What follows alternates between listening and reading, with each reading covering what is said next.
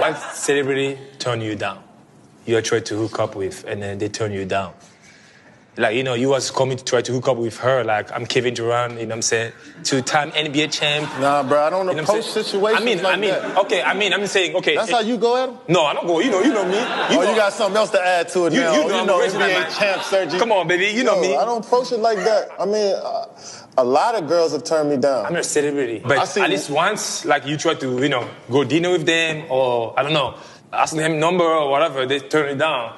Or they never respond to you. I don't know. Yeah. Or now you say, yeah, come on. That's happened to everybody. Well, before you got with her, Kyrie'S turned me down. Okay. What? So. Hey, guys, what's who mean? You guys messy. I didn't want to say that name, but you know. You guys call messy out there. No, but that's not count, bro. That does. All right. Of course, we know Steph is better shooter than you, so I know you can shoot. Come on.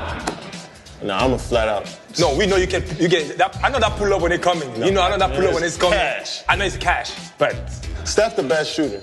Steph the best shooter. Okay. And it's the prettiest.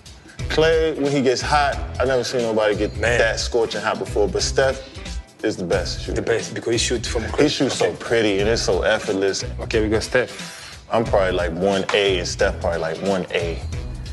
Too. Like, you know what I'm saying? Like, I'm a little bit above Steph. He's like just a tiny bit under me. No, I know you can shoot, but you know, I mean, yeah, he's just Dem's teammate. Man, I want to see what it's like. I think Russ getting out of OKC and seeing something different. Different, yeah. You know what I'm saying? Outside of Oklahoma City, it's gonna be cool to see. And then them two back together, you know. You know they was jokesters from day one. Like, yeah. They was always together. From LA too, yeah, you know. So they was with each other all the time, you know, back in our younger days playing. So I think it's gonna be cool. Sure, me and you, we joined them too. Let them have that over there when they good.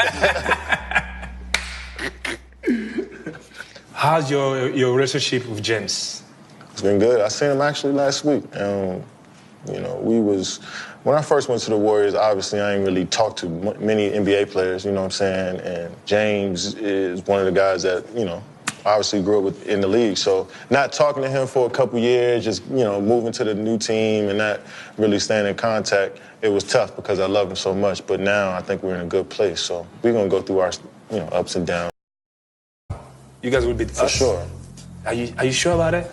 Man. No, baby, no. Are you 100% my brother? Yes. Because he was hard, baby. He was hard. If you put an if in front of anything, I can believe anything. So, yes. Yeah, but I'm telling you now, no. You say yeah, you know why? Because we was like a fire. Nobody could stop us. I could. I was like Sub-Zero. No, sir. We may go to game 7, but the way we was balling, that confidence, we was Let's gone. put it like this. If y'all go into a game 7 with a 2-time champ, y'all not winning that game. Y'all not. I mean, y'all had to win in 6, which y'all did. But if I was out there, y'all wouldn't have won. No, first of all, if you didn't, y'all wouldn't have beat us at home. We almost beat you guys in 5. You know that, right? Yeah, y'all almost. All right, I'm talking about game 6. Okay. Y'all almost lost anyway. Clay went out and y'all almost lost. So game 6, we just smacked y'all at the crib. And then game 7, I know for sure y'all wouldn't have. You could have heard a pin drop in y'all locker room in game 7 walking into that arena. I didn't even think y'all was gonna make the finals, but y'all was playing well against us, so I had to see what I can do. How you feel now that you're a champ? I feel blessed, bro. Like when you win, there's like, wow, it's beautiful. It's like, and you see, then you can see really all the hard work you put in and pay off. Yeah, you realize it's something bigger than yourself. Like the whole city is a part of it. Yeah. Whole organization, everybody get a couple extra dollars. You know, it's just good vibes all the way around. So I was happy you won, but just you. Nobody else. I want to apologize to you for our fans. I understand. You know, it was in a hidden moment. Yeah. You know, we have one of the best fans. Classy fans up there. You know, so it wasn't a hidden moment where it was exciting. I understood the whole thing. This is Toronto's first time in the finals. They treated it like that was like a college atmosphere. Yeah, so I understood. It wasn't no hard feelings, but it was fun to like take a little jab at the fans. You know, I'm always gonna take a jab at the Raptors fans because we lost to them in the finals. So I'm gonna talk shit as much. I still have much love for Kyrie. Yep. I was very disappointed in him last year, and I expressed that many times on the show.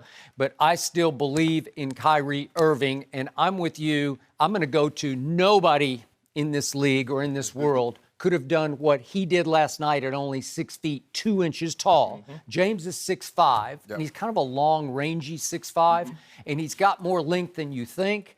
And who else you just thought? Steph's 6'3", but I agree with you. Handles, whew.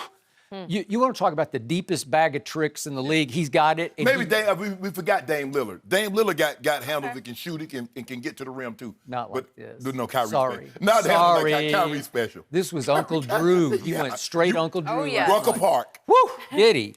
And I just sat back and said, well, there's that guy. But I do agree with you, and I will make the point, and we could see it. He slipped on the last shot of overtime. He lost his balance, his footing, and he almost pulled off the shot of shots. If this one goes in, are we having a big conversation about this shot? He had it, basically just a free throw, but he's fallen backwards and he had lost his balance and he didn't sort of gather himself enough to But Skip, in falling, he still gets up between his legs to get the ball to his right hand so he can get the shot off. Hey, he would have shut down Twitter last night if that shot had gone in. It'd have been over. It'd have been over. He'd still be trending. Yeah. He'd still be trending. And I do appreciate it that Kyrie follows me on Twitter, so maybe I don't have a lot of objectivity. How do you even know that? I thought you didn't check those I just things. saw it last night, actually. It popped up because I was looking. I check on when something's trending. Why is it trending? You know, what are people saying about that? Right. And his little thing came up, and it said he follows me. Okay, we got to keep that in perspective now. I don't know, but here's my point.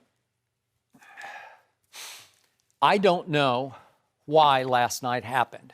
He said it happened because of the anniversary of the death of his grandfather. So remember, 1 year ago yesterday, his grandfather departed us, and his grandfather said Kyrie was his whole world. He was his biggest fan, and I am not going to underestimate the impact of the loss of his grandfather. So he said that all last year, basketball became relatively irrelevant to him. So I'm going to give him the benefit of the doubt here and a little pass, just a little one, for all those negative quotes that he uttered last year about his teammates and how, I don't owe anybody bleep here in Boston, all that. He says it came from a place of negativity about the world, like he got soured on the world and especially on the game of basketball because of the passing of his grandfather. So he said last night, his quote after the game was, I just had to make a choice to be happy out there tonight because he was afraid that the anniversary date would make it hard for him to play last night, and instead he did it for his grandfather. So again, I don't know what he's feeling because this is a deep dude now. He's like a second, third level thinker. And again, you're talking about Earth is flat and all that, but still, sometimes he overthinks things. And I want to reiterate, I was so disappointed in him last year because he went there to be the alpha, to be the leader, and he failed. He failed as a leader, and then he failed as a player. Because remember... And as a teammate. As a team, well, it was a disaster. It was. And it was an ugly disaster. And remember, they go to Milwaukee in the first game of that playoff series, and they won it, 112-90, and he was sensational.